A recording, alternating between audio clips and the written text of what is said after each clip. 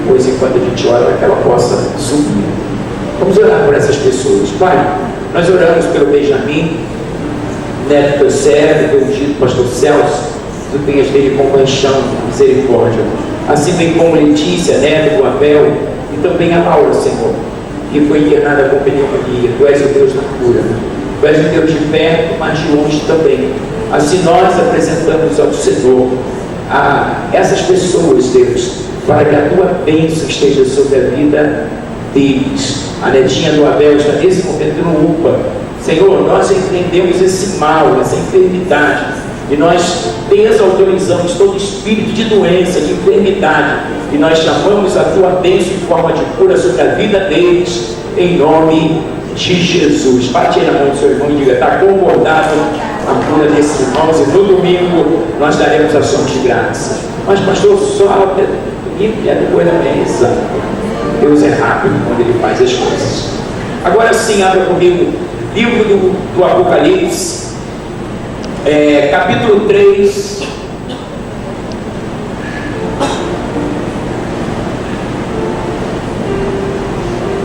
Vamos ler a partir do versículo 7, embora toda a mensagem vai estar concentrada nos versos 10 e 11, mas só para a gente poder elucidar de uma forma melhor essa carta.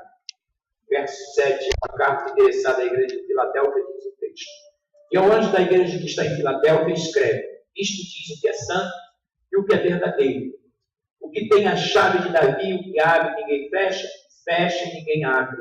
Eu sei as tuas obras, e eis que diante de ti pus uma porta aberta e ninguém pode fechar. Tendo pouca força, guardaste a minha palavra e não negaste o meu nome. Eis que eu farei os da sinagoga de Satanás, os que se dizem e adorem prostrados aos teus pés, e saibam que eu te amo.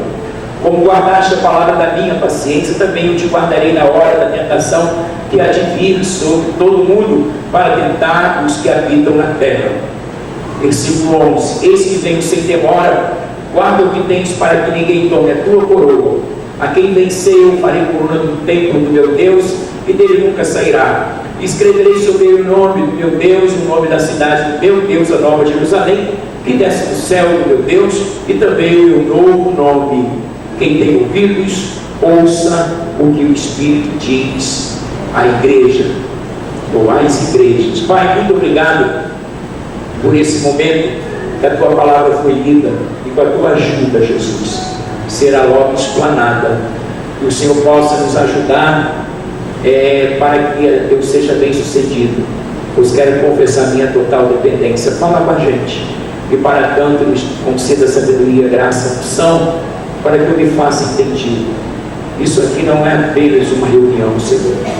Isso aqui que nós estamos vivendo é um culto, onde nós endereçamos ao trono da tua graça todo o nosso louvor, toda a nossa adoração e gratidão por tudo que és e por tudo que fazes. Sonda o nosso coração. Conheça, Deus, nesse momento as nossas necessidades, que não são poucas, muitas são as nossas necessidades, mas tu és o nosso Jeová, Jireh, Deus da provisão. Nos fala diretamente, e que a bênção do Senhor esteja sobre nós, no precioso nome de Jesus. Diga para o irmão: Deus tem uma palavra muito poderosa para nós. Nosso tema vai ser, Rafael, igreja, o que tens recebido. Meus irmãos, nós temos aqui o teor de uma carta endereçada à igreja de Filadélfia. E a pergunta que não quer calar, que é a mais importante, é o seguinte: quem é o autor da carta? Jesus. Jesus, ele coloca para João escrever uma carta que seria endereçada a uma das igrejas. Foram 7 cartas endereçadas. E a carta que nós encontramos, que se adequa ao perfil da igreja que está no coração de Deus. Você pode dizer comigo: existe uma igreja cujo perfil está no coração de Deus. E essa igreja, você pode depois fazer algumas comparações, e você vai ver que essa igreja é a igreja que estava de fato dentro daquilo que nós podemos entender que era aquilo que Deus requeria do seu povo. Depois, com um tempinho maior, você vai ver que as cartas que foram endereçadas ao anjo da igreja, e eu quero dizer a priori que a igreja é o que o pastor é. Você vai encontrar na carta à igreja de Éfeso que o Senhor manda o pastor que estava na igreja de Éfeso ele lembrar de aonde ele havia caído e que ele deveria, restaurar aquela situação. E você vai ver em outras cartas que havia um pastor que se achava rico, ou seja, se o pastor se achava rico, se ele se achava muito bem, dentro de um contexto, mas a pergunta é como Deus o via. E o Senhor dirige uma carta a ele e diz assim: você diz que é rico, mas não sabe que é pobre, miserável e nu. São coisas que a gente precisa refletir, porque nem todas as 7 cartas encontraram as suas igrejas dentro daquele perfil esperado. Se haviam pastores que haviam sido reprovados momentaneamente, porque a carta ela tinha o objetivo de restaurar a situação, levar essas pessoas a pensarem, porque queiramos ou não, a igreja vai ser o reflexo do seu pastor. A igreja vai ser aquilo que o seu pastor é. E isso aí é inevitável. E certamente essas igrejas, por conta disso, sofriam. Mas nós encontramos a igreja que nós podemos denominar a igreja perfeita, exatamente a igreja de Filadélfia, aonde o Senhor, eu quero ratificar os versos 10 e 11, que diz assim: como guardaste a palavra da minha paciência, também eu te guardarei da hora da tentação que há de vir sobre todo mundo, para tentar os que habitam na terra. Eis que venho sem demora, guarda o que tens, para que ninguém tome a tua coroa. Então esse é o nosso tema, daqui a pouco ele vai colocar. Esse é o nosso tema: igreja, o que tens recebido. É interessante, irmãos, que o versículo 11, ele fala o seguinte: guarda o que tens. A gente precisa trabalhar, vamos usar exegese aí, que é a arte de você, teologicamente falando, você destrinchar cada versículo. Então nós vamos procurar aí subdividir o versículo 11, pelo menos em 3 partes. O Senhor diz assim: eu venho sem demora.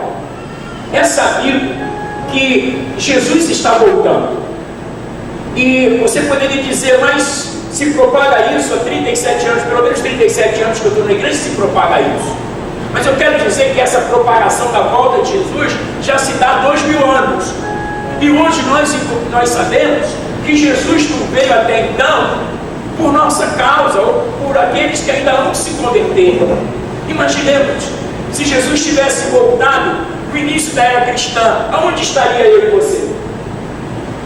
Aonde estaríamos?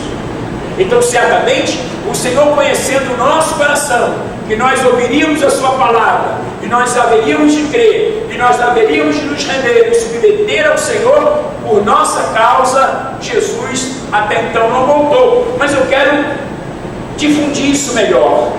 Quantos outros virão?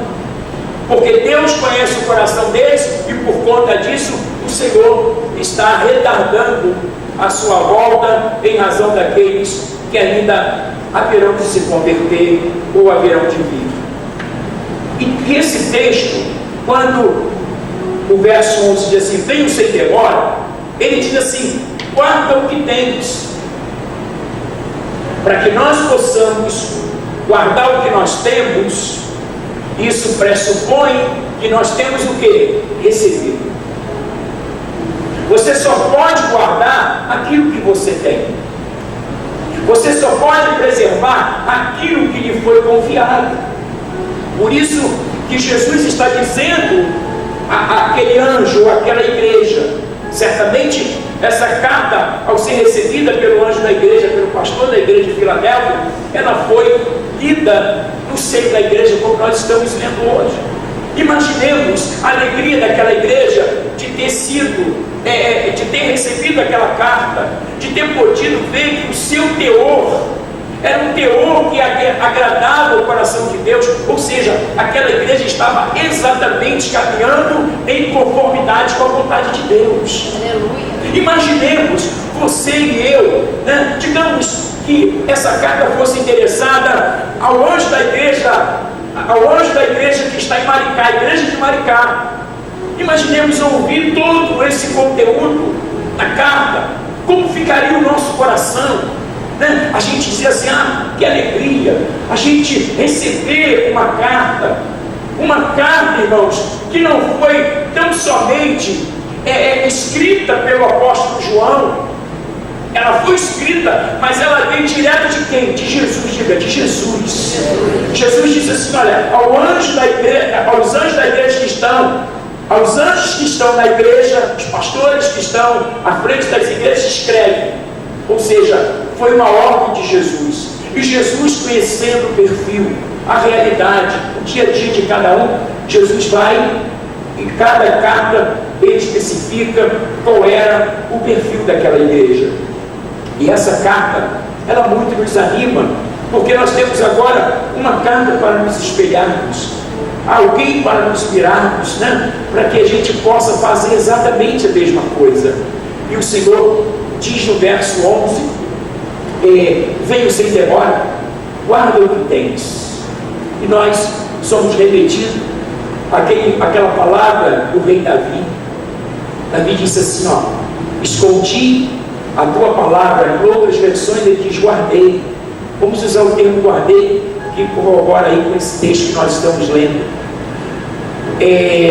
Guardei a tua palavra no meu coração para quê, irmãos? Para não pecar contra ti, para não pecar contra Deus, para não sair do perfil que agrada o coração de Deus, para nós não deixarmos ser absorvido pela sociedade, para que nós não deixemos ser conduzidos, né?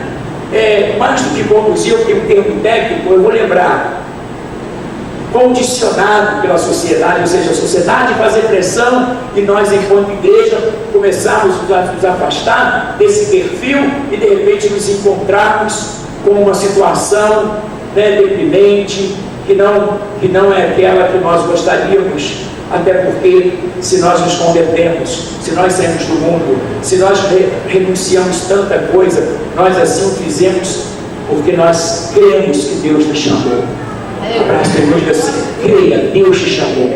A sua estada aqui é uma escolha sua, é uma escolha de Deus. Deus escolheu para esta geração o teu nascimento, a tua conversão, o teu nome está escrito no livro da vida. Todas essas coisas estavam aonde? No plano de Deus. Você é a melhor escolha de Deus para esta geração. Diga isso, seu irmão. Você é a melhor escolha de Deus para esta geração.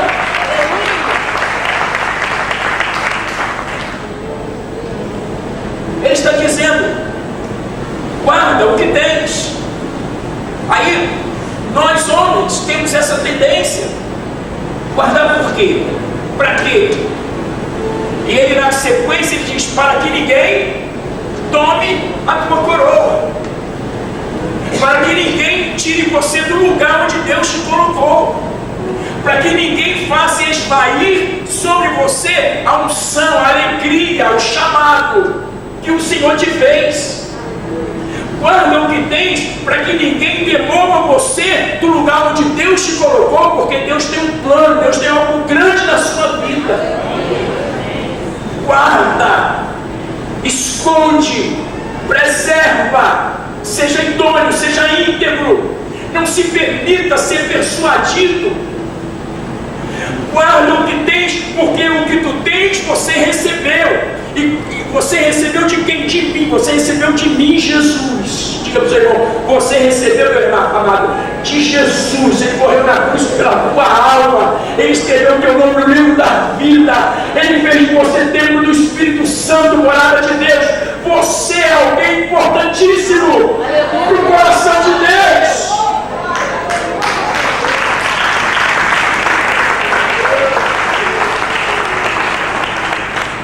Imaginemos as outras igrejas ou os outros pastores.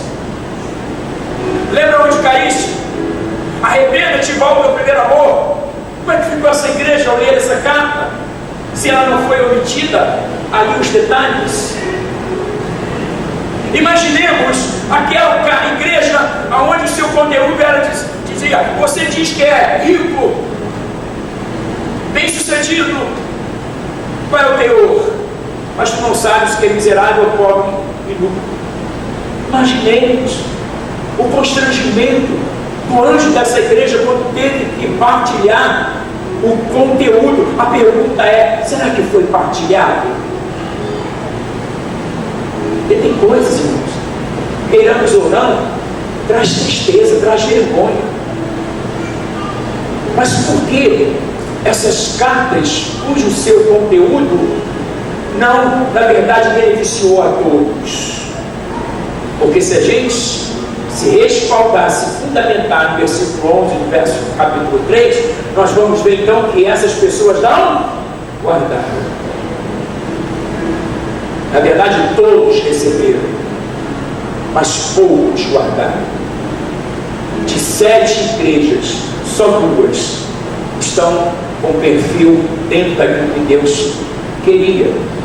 A segunda, que seria a igreja de Esmirna, estava muito próxima, mas a igreja de Filadélfia, ela era quase que perfeita na sua gestão, na sua condução, na sua influência no mundo de então, na sua vida de dependência, de viver perante o Senhor. A gente não é uma organização, nós somos mais do que uma igreja organizada. O apóstolo Paulo diz que nós somos o que? Um organismo vivo. Diga para o seu irmão: você não é uma organização, você é um organismo vivo. O que é um organismo vivo? Nós somos o corpo de Jesus na terra. Por isso que o negócio de sua organização é burocrático, porque na acepção da palavra, na visão de praticidade, nós somos o que? Um organismo vivo. Uma organização não tem vida própria, não respira, não sente. É aquela coisa: você representa a igreja ou você é igreja? Se você é igreja, você não representa, você apresenta. Sabia que havia uma diferença? Um exemplo: o Ministério Público, o promotor de justiça, ele não representa o Ministério Público, ele não representa, ele apresenta, porque ele é. A igreja não representa Jesus, a igreja é o corpo de Jesus. Aleluia! Você não representa, você apresenta, você é a igreja. Você não representa a igreja, você é a igreja do Deus vivo, o baluarte daquele que te levantou e que por tua causa ele morreu na cruz. Aleluia! Então, apresentar é mais do que representar. Apresentar, você apresenta, significa você ser e não representar. Nós temos visto isso com algum tipo de tristeza. Se você contextualizar as 7 cartas, você vai ver que há 2 mil anos atrás já haviam igrejas que se haviam se perdido, cujo, na verdade, as cartas eram endereçadas ao anjo, porque o que Jesus está querendo dizer é o seguinte: olha, não tem como o seu pastor ser um pastor do altar, um pastor de oração, um pastor comprometido, e ter uma igreja descomprometida, uma igreja totalmente alienada aos valores do mundo. Não tem como. Não tem como o pastor ser um pastor desregrado, sem temor, sem vivência, sem misericórdia, sem um chamamento que ele possa valorar na sua conduta, no seu caráter. igreja ser uma igreja avivada. Mas aí, apóstolo, nós nos encontramos, eu sei. Mas o que não deve calar é que a carta, ela vem de cima para baixo. Ao anjo da igreja tal escreve. Imaginemos esse pastor tendo que ler. Ou seja, em outras palavras, ele poderia dizer o seguinte: não é só eu que sou assim, nós somos.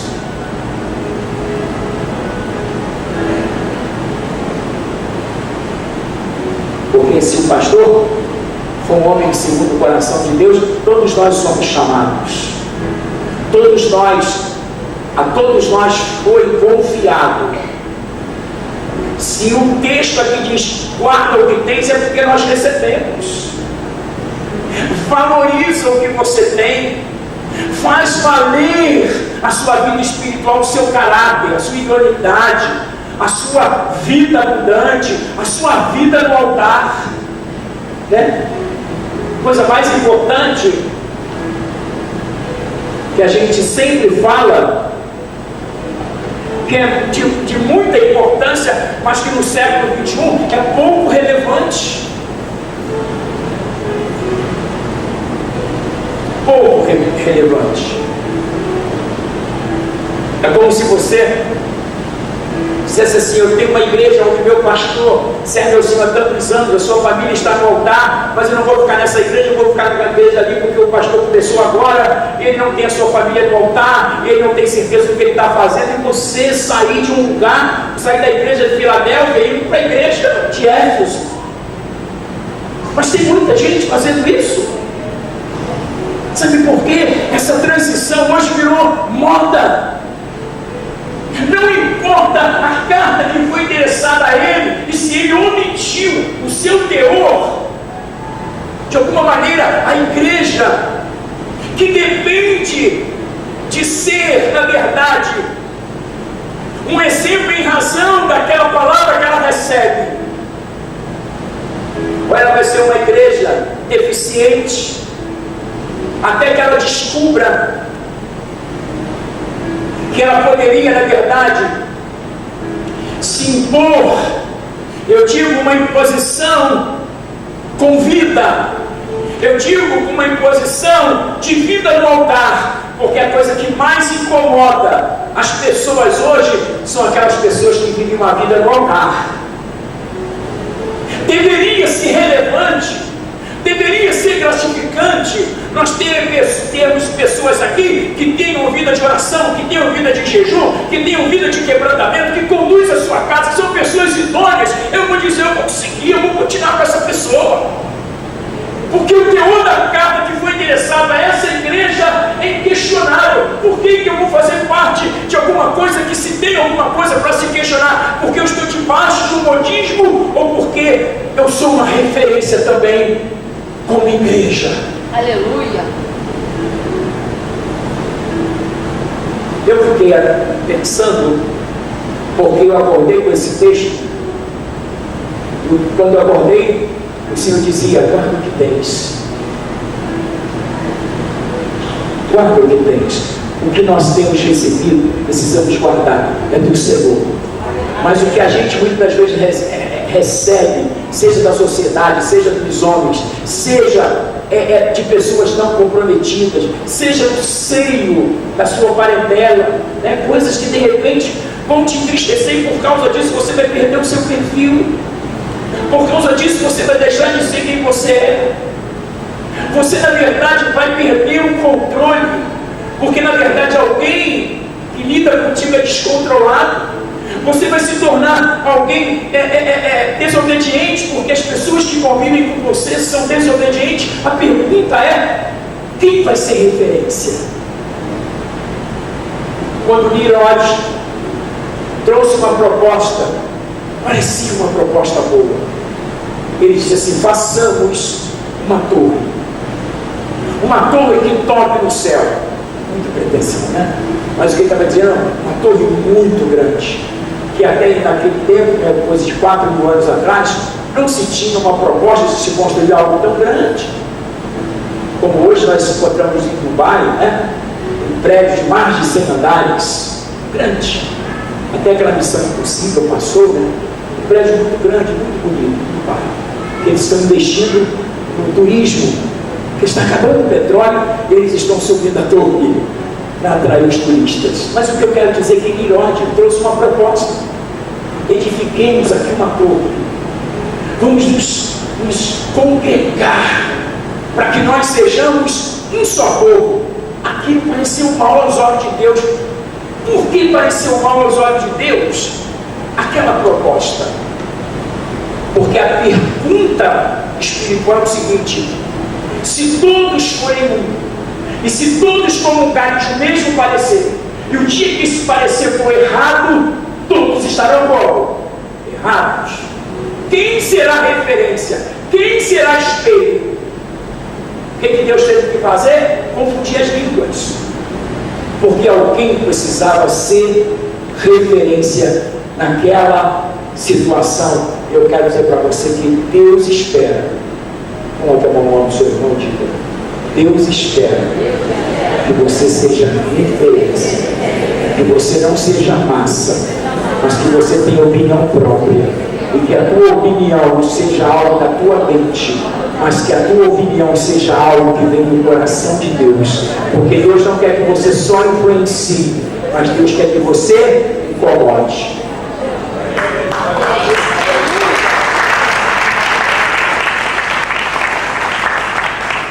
Hoje eu estava ali no Barroco, precisei imprimir, meu computador deu alguma coisa que eu não sei identificar. Fui no Barroco, imprimi e falei para o rapaz: rapaz, você é jovem, bonito, porque você não veio para Jesus, visita a nossa igreja. Ele disse assim: ah, não sei não. Aí eu comecei a falar de Jesus, falar de Jesus, falar de Jesus, falar de Jesus, falar de Jesus, falar de Jesus. Aí ele falou assim: ó, um dia vai visitar a nossa igreja, que essa palavra possa te incomodar. Ele começou a rir. Uma vez, alguns anos atrás, lá na igreja Assembleia de Deus de Bangu, nós convidamos um pastor batista que não era muito comum, até porque ele tinha barba, e até então a igreja não aceitava pastores de barba. E nós convidamos aquele pastor, em nome de Deus. E ele disse assim, ele usou um termo que teve um silêncio na igreja.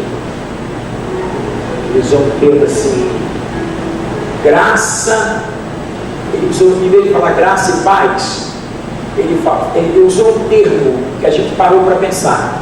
Assim, ele disse assim: graça e perturbação. Aí o povo, 30 anos atrás, isso, pensa bem, hoje já seria graça e perturbação. Graça e perturbação. Graça e perturbação. Ele disse: porque eu quero trazer uma palavra que possa perturbar vocês, até vocês virem a ser o que Deus quer que vocês sejam. Então, uma perturbação boa, né? Uma coisa, quando Deus te acorda, vai orar. Não está bom do jeito que está. Eu quero falar contigo. Põe-te de pé que eu falarei contigo. Né? Nós vamos encontrar algumas exigências. Eu lembro de um pastor, eu já preguei isso aqui, mas há muitos anos atrás, Deus o chamou para ele ser usado na área do batismo com o Espírito Santo. E ele, quando Deus chegou, o Senhor disse assim para ele: coloca uma roupa que eu quero falar contigo. Eu fiquei imaginando como esse irmão estava dormindo.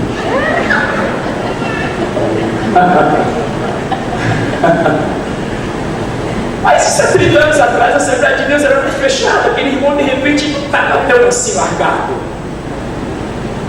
Mas o Senhor disse: irmãos, Deus chegou para mim e disse assim: bota uma roupa que eu quero falar contigo.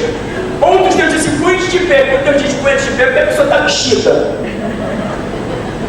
Mas se Deus faz uma exigência, põe a roupa que eu quero falar contigo, aquele irmão está fora do padrão, pelo menos para falar com Deus.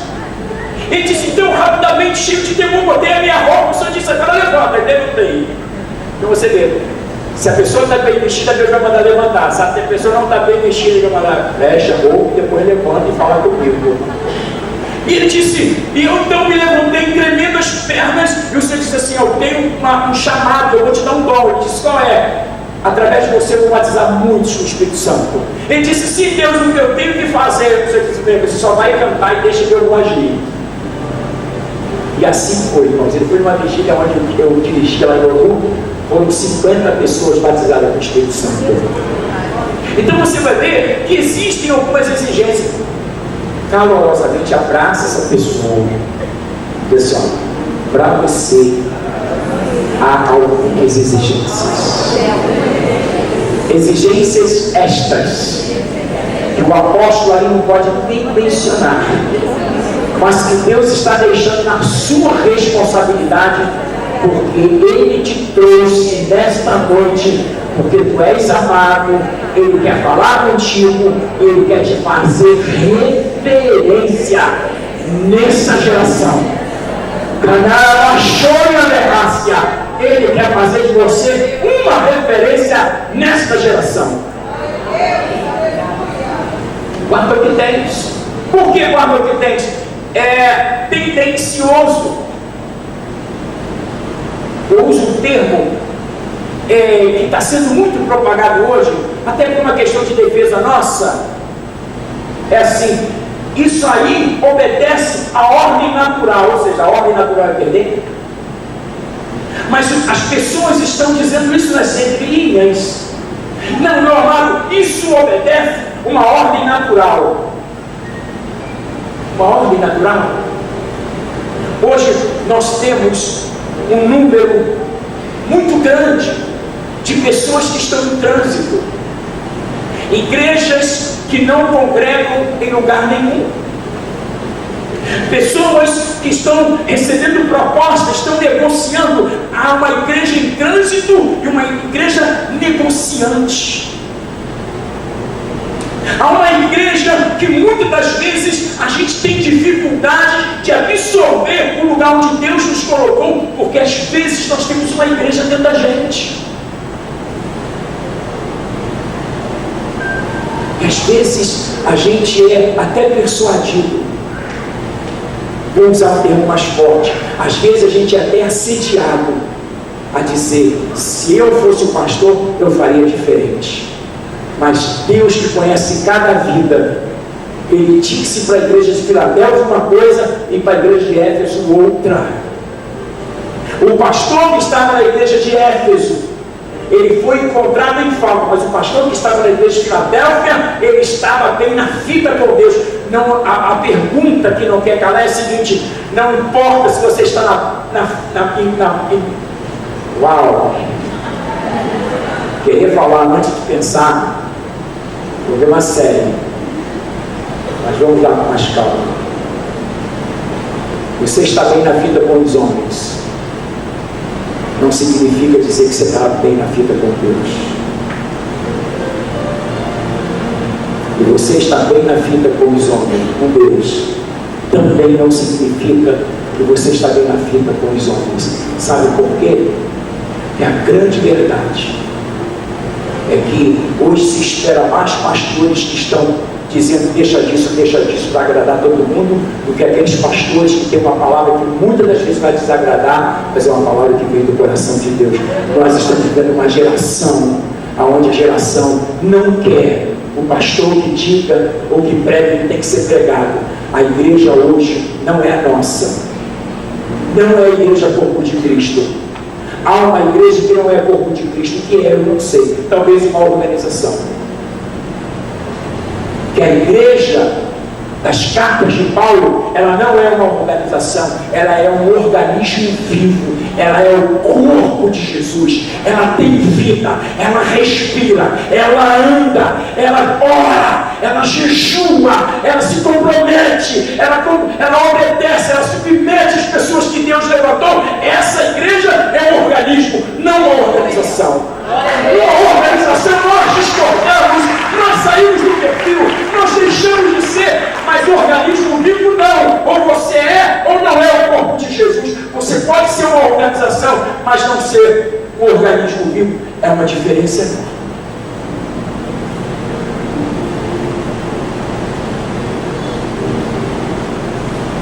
Ele disse: eu vim sem demora, não dá volta, não faz rodeio. Porque não adianta nada você querer ensinar o que você não vive. Não adianta nada a igreja querer esperar uma mensagem que diz: essa mensagem é a mensagem que eu precisava ouvir, não é aquela que eu deveria ouvir. Reflita comigo.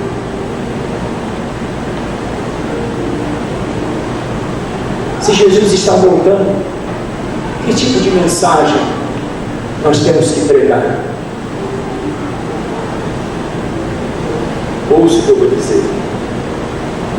Não temos que pregar uma mensagem salvada porque Jesus está voltando. Porque se a nossa vida estiver dentro do perfil bíblico, nós mesmo Jesus voltando, nós podemos ouvir uma mensagem doce. Sim ou não?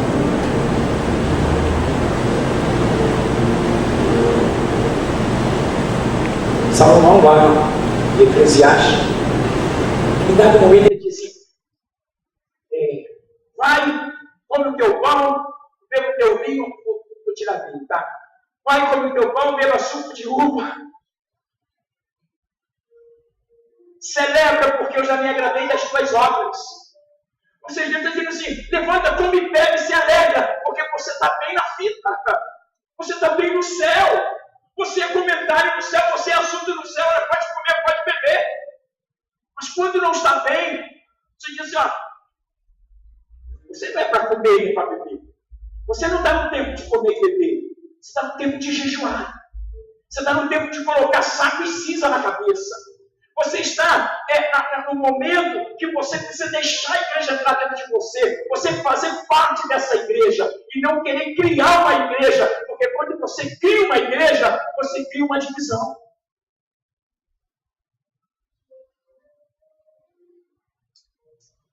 Visão. Quando existem duas igrejas, você não tem uma visão, você tem uma divisão.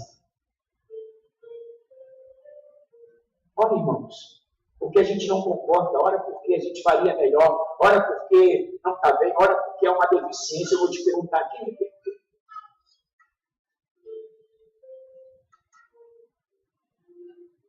Mas algumas igrejas só dizem assim: lembra-te de onde caiu, da onde caíste, e volta às primeiras obras, ou seja, restaura isso aí. Você diz que é rico, que nada tem falta, mas a grande verdade é que você é miserável, pobre e nu. Resolve isso aí. Você diz que de nada tem falta, mas você não sabe o quanto você está fora de um projeto, de um contexto. Nós estamos vivendo esses dias.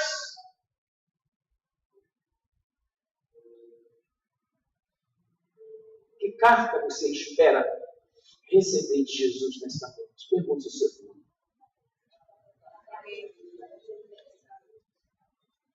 Que carta? Tem coisas que eu falo, uma questão minha. Semana passada, sabendo na ceia, eu peguei esse paletó, botei na titularia, eu fui pregar. Um paletó branco na ceia, porque aí no dia que eu recebo meu dízimo, eu vou lá e pego as notas mais novas. Porque eu estou dizendo, pastor, isso é top, não é top não. Isso é temor a Deus e sensibilidade, você querer fazer a vontade de Deus.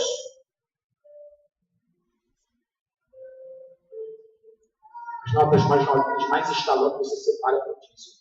As que não estalam, até as quase que estão desfalecidas, mas continuam com valor, você vai dando para o trocador, vai dando para o armazém, vai dando para a padaria. São coisas mínimas que revelam quem você é, a sua essência. Será que Deus não vai ver você separando as latinhas mais novinhas?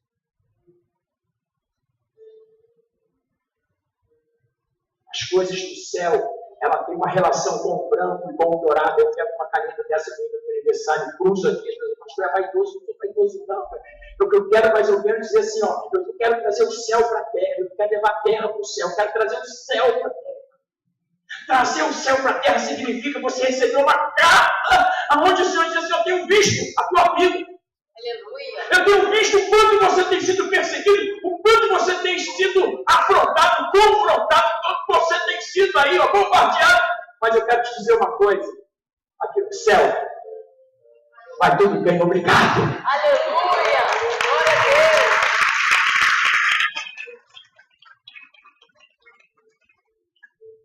Estava cantando de manhã. Eu maravilhoso olhar, teu maravilhoso olhar, transformou meu ser, todo meu viver, teu maravilhoso olhar. Você não tem vergonha, não tem que ter vergonha de ser santo. Nós não temos que ter vergonha de ser santo. Diga ao seu irmão, não tenha vergonha de ser santo. Tenha vergonha de ser profano. Não tenha vergonha de ser justo. Tenha vergonha de ser injusto. Não tenha vergonha de ser referência. Tenha vergonha de não ser referência. Não tenha vergonha de fazer a vontade de Deus. Tenha vergonha se não estiver fazendo. Não tenha vergonha de ser alguém submisso porque acredita que o que Deus tem para você vai chegar na sua mão e você não precisa articular. Você não precisa articular com as pessoas para chegar onde você tem que chegar. O que é teu vai vir na sua mão.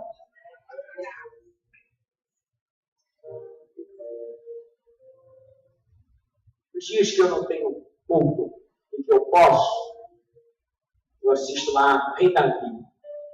Eu vou pedir você para levantar a mão porque você faz seu igreja.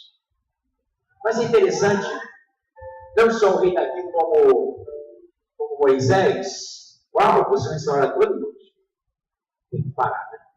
Mas deixa eu fechar aqui. Olha que coisa boa que a Record fez, embora ela tenha algumas coisas que precisam ser resolvidas.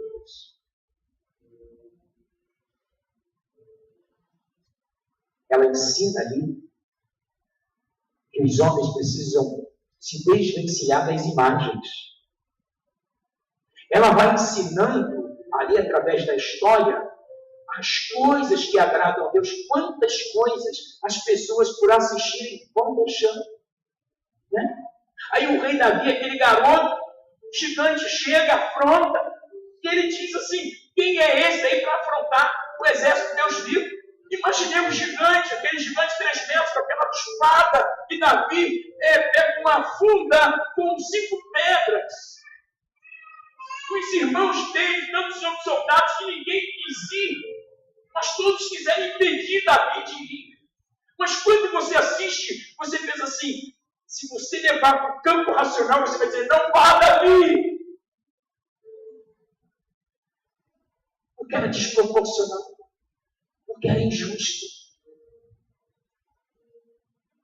Mas diga comigo, a justiça da fé não está atrelada na tua habilidade de lutar e vencer, mas sim na disposição que você tem para acreditar que mesmo não podendo, Deus vai te usar.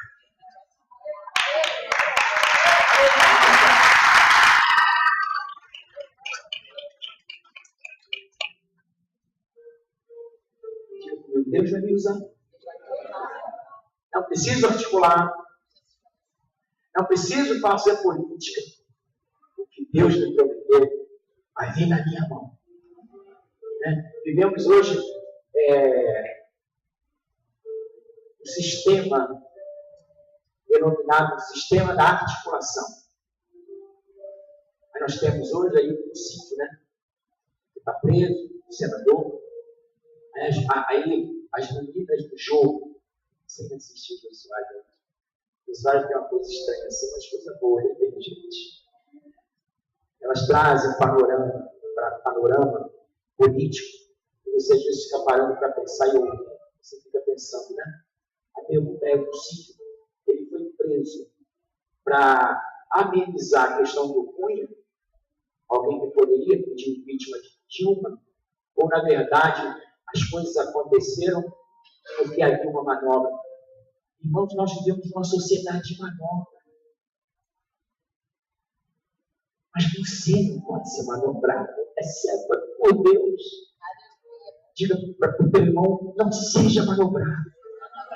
Por nada e por ninguém, exceto pelo Espírito de Deus. Exceto por aquele que te deu a vida. Exceto por aquele que morreu na cruz. Se eu não mover os pauzinhos, isso é coisa do mundo.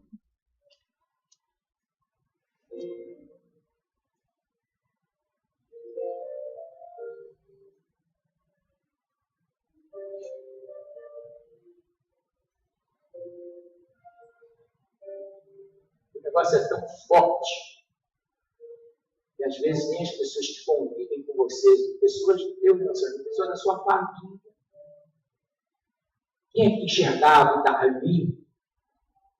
Alguém que Deus o havia chamado, que as pessoas olharam para o seu perfil, seu tamanho, por ele nunca ter ido uma guerra, por ele não ser um soldado, por ele ser um pastor de ovelha, ou seja, tudo aquilo que era requisito para ele ir para a guerra com Golias, ele não tinha, mas as pessoas que tinham não foram. O seu irmão Eliabe era um dos mais fortes. Ele ficou enraivado lá, com raiva do irmão, porque o irmão não tinha, mas se propôs. Ele tinha e não se habilitou. Deus está dizendo, se você tem recebido, guarda. Porque quando você guardar, você vai poder usar na hora certa.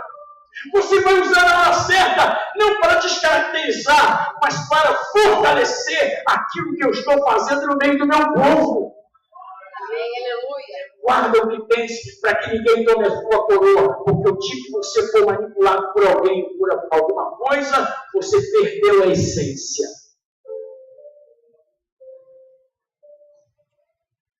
Se eu manipulo uma pessoa, ela deixa de ser uma pessoa, ela passa a ser um objeto. Objeto que você manipula e você coloca onde você quer. O sofá está na direita, você põe na esquerda. As donas de casa sabem disso. Tira isso daqui, bota lá, tira esse quadro daqui, bota lá, tira essa cadeira daqui, põe para lá. São objetos. A pessoa falou, pô, por que você está me tirando daqui? Eu quero 13 anos desse canto direito da casa. Ainda bem que não pergunta. Mas as pessoas não perguntaram. Por que isso? Não, Deus me dirigiu para fazer assim. Não, mas eu não queria isso, eu sei que você não queria. Mas por via de regra, a carta vem aqui, desce para aí.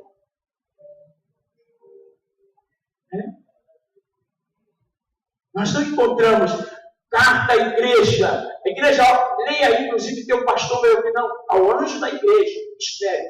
Olha, anjo, quando você receber e ler, faça valer o conteúdo, o teor, passa para a igreja. Porque quando você passa, vai haver uma alegria, vai haver uma sintonia, porque a coisa mais importante é você dizer assim, eu estou numa igreja, sendo pastoreado por um pastor, o seu desejo é me levar para o céu. Na verdade, eu me converti para ir para o céu. E se alguém que quer me ajudar a ir para o céu, essa pessoa está comigo. Aleluia. Alguém que me reconhece, alguém que me abençoou, essa pessoa está bem intencionada. Diga para o seu irmão, você não é um objeto de manipulação. Você é uma pessoa. Você é o corpo de Jesus.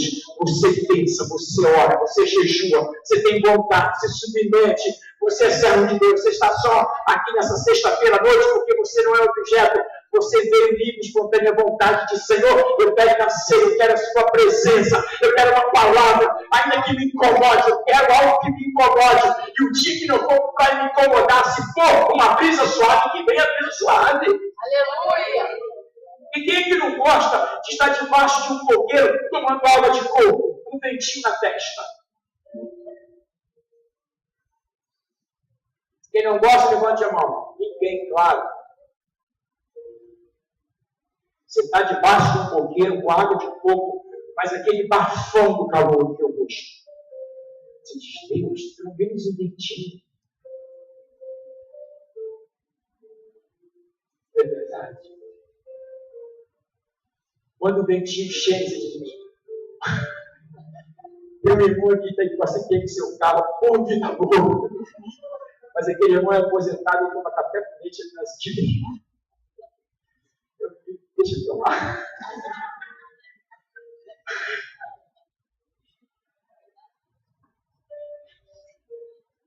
Mas às vezes a gente vai ter isso com licença, chega na aposentadoria, né? O camarada trabalhou a vez. E saber você debaixo do teu coqueiro, com seus esposos, tomando água de fogo, seus netos correndo, aquele ventinho batendo, você diz, oh, filha boa. Mas o que adianta você debaixo do coqueiro, tomando água de fogo, e o ventinho batendo, você diz, arrependa-te, lembra-te de onde você caiu, Senhor, não adianta nada desse coqueiro, não adianta nada desse fogo, não adianta nada dessa água, não adianta nada dessa brisa. momento intoxicante, de sol batendo, situação, vivendo no vendaval, e o Senhor diz assim: olha, eu tenho visto a tua obra. Eu tenho visto que tu és fiel. Eu estou preparando algo melhor. Eu estou forjando o teu caráter. Eu estou te levantando para que eu te levante. Você precisa saber da onde eu vou te tirar, da situação que eu vou te levantar, para que você guarde. Deus está dizendo aqui para o anjo: ó, guarda o que tens, ou seja, não perca a memória. Você não faz parte de uma organização. Você é o organismo.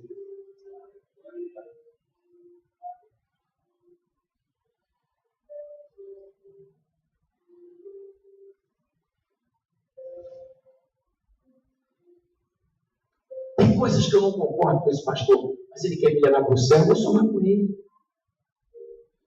Tem coisas que realmente eu faria diferente, mas ele quer me levar para o céu. Deus o chamou, Deus o colocou ali. Por que eu vou estar com ele? Ele tem uma casa, ele tem uma família, ele tem interesse, ele tem residência. Né? A gente aprende no direito, quando a pessoa é pega em flagrante, a prisão é legal, mas ele ficar preso é desnecessário. Quais são os requisitos que torna desnecessário uma pessoa ser mantida presa?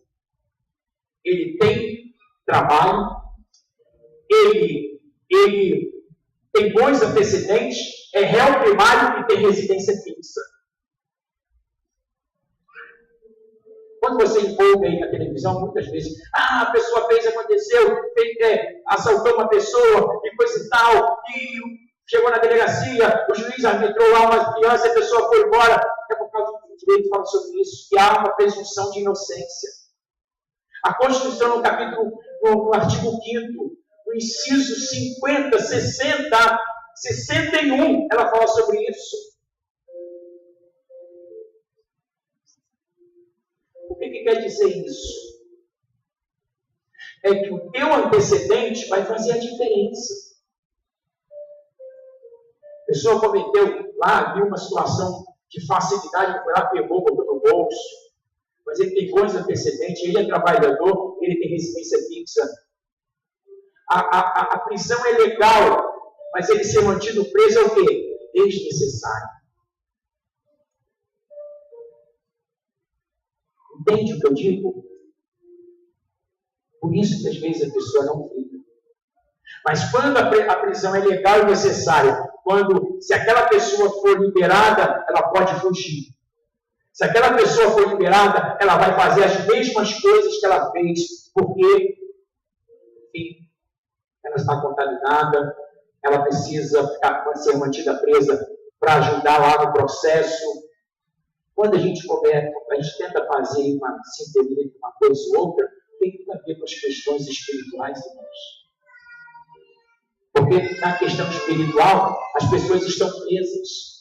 Na questão espiritual, as pessoas estão fazendo coisas que elas nunca fizeram. Na questão espiritual, as pessoas estão fazendo coisas que nem sabem por que fizeram. As pessoas estão tendo sentimentos, nem sabem por que estão tendo sentimentos. As pessoas estão tendo pensamentos, elas nem sabem, estão sendo assediadas. Depois persuadidas, depois levadas, para que, com o intuito, guarda o que tens. Tem um porquê. Ele responde, para que ninguém tome a tua coroa. Não, você não é confiável. Não. Você já teve essa oportunidade? Não. Agora é diferente? Não. Eu não sou bobo, eu sou servo de Deus. Deus está dizendo, com todas as letras, guarda o que tens, para que ninguém tome a tua coroa. O diabo, ele não está feliz que você tenha o perfil da igreja que Deus queria na terra. Diga ao seu irmão, bom som em alta voz. O diabo não está satisfeito por você ter um perfil que agrade a Deus.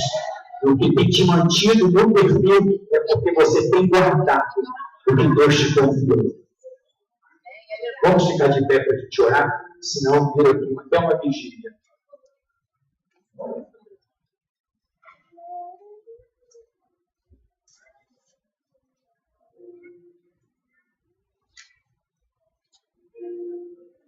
Você pode fechar seus olhos? Você pode cantar comigo depois que aprender? Seu maravilhoso olhar, seu maravilhoso olhar, transformou meu ser, todo meu viver. Teu maravilhoso olhar. Cantemos. Teu maravilhoso olhar. Aleluia. Teu maravilhoso olhar. Aleluia. Transformou meu ser, todo meu viver. Seu maravilhoso olhar. Derrame meu coração, cante comigo. Seu maravilhoso olhar, teu maravilhoso olhar, transformou meu ser, todo meu viver.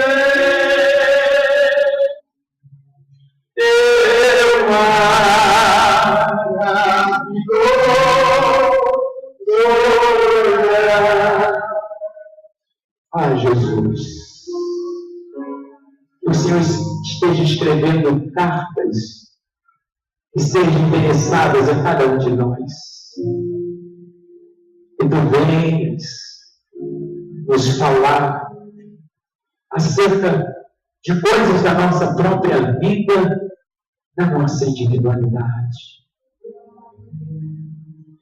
Nós não somos massa de manobra, porque nós não somos uma organização, somos organismo vivo, somos o Teu corpo nesta terra, somos a igreja amada que Tu virás para buscar. E os Teus olhos, enquanto nós estão fitos em nós, as nossas vestes estão brancas, mas como as circunstâncias têm tentado trazer, Senhor, respingo, resquícios, sujar, manchar, macular, mas guarda-nos enquanto igreja, guarda-nos. Cante comigo pela última vez. Seu maravilhoso, ora cantarona cheia, na palavra do vazio, na maravilha da graça, te servimos porque o Senhor nos chamou, transformou meu ser, todo meu viver.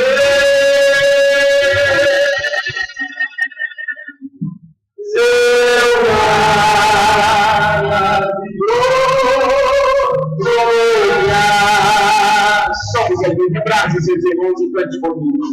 Seu maravilhoso olhar. Seu maravilhoso olhar. Jesus transformou meu ser, todo meu viver.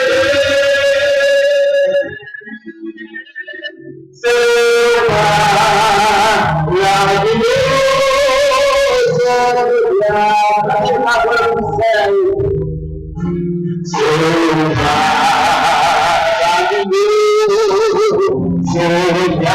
Seria Jesus sobre nossa vida. Será Jesus sobre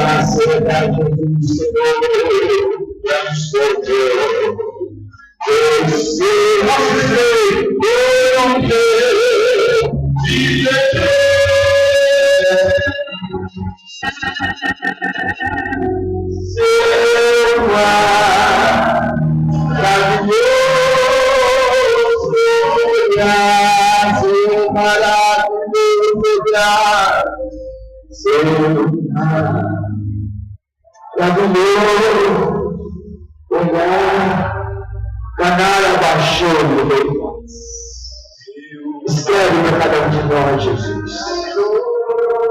Te amamos. Escreve as cartas. Interessa cada um de nós. O nosso coração. Ai, não se canse. Vamos interessar cada um.